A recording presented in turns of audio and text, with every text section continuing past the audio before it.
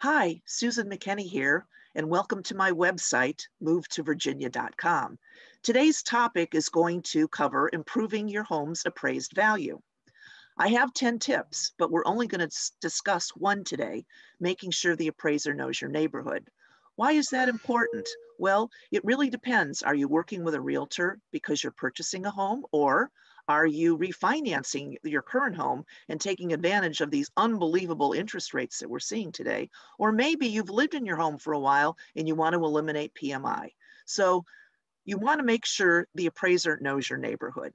Here are the 10 tips that will help make sure that you get a fair appraisal. I'm not going to discuss all 10 tips, as I said, just one, making sure the appraiser knows your neighborhood. Quite honestly, not all appraisers are created equal. And unfortunately, the choice of an appraiser is the lender's choice, not yours.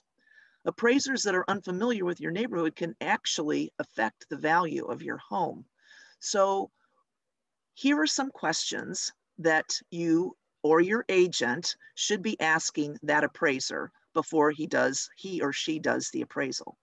Are you a full-time appraiser, or is this a second job? Where is your office?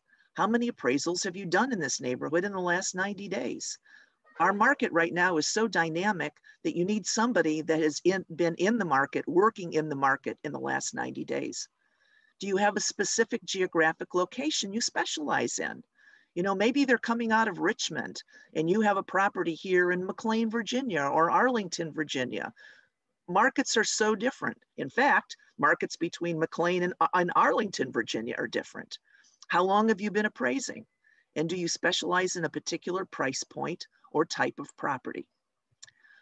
Again, here are the 10 tips, and they can make available to you by clicking on the link below to get the full 10-tip ebook. Thanks, and have a great day.